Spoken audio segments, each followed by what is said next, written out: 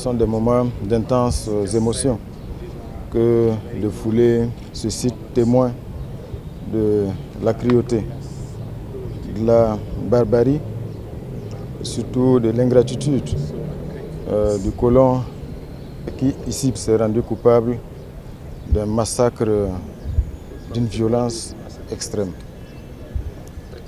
C'est aussi l'occasion d'exprimer toute notre reconnaissance aux plus hautes autorités du Sénégal qui ont porté donc cette initiative mémorielle afin que nous puissions savoir ce qui s'est passé ici exactement, les faits et surtout l'ampleur du massacre.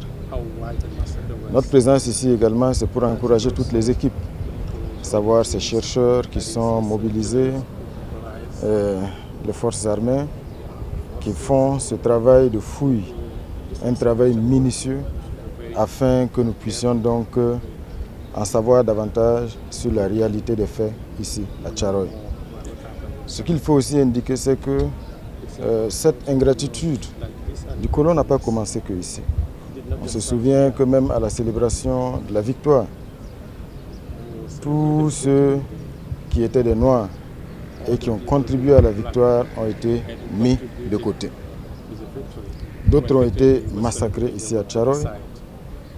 Et tous ceux qui sont repartis chez eux, après avoir contribué à la libération de l'Europe et de la France du nazisme, ont continué de vivre cette injustice. Ils sont combien ces anciens combattants qui sont morts dans le dénuement total? Au-delà de ce qui s'est passé à Thiaroye, ça nous interpelle également.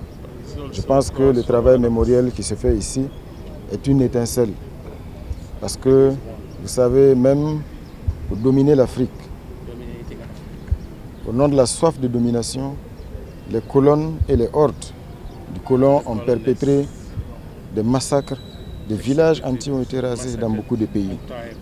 Et je pense que le moment est venu pour toute l'Afrique de faire ce travail de mémoire, afin que ce travail puisse nourrir également notre connaissance de l'histoire et surtout que nous puissions rétablir la vérité des faits, rétablir la dignité de nos parents, de nos grands-parents qui ont été injustement massacrés. Et surtout que nous puissions nous inspirer de tout cela pour nourrir également la nécessité des révoltes d'aujourd'hui.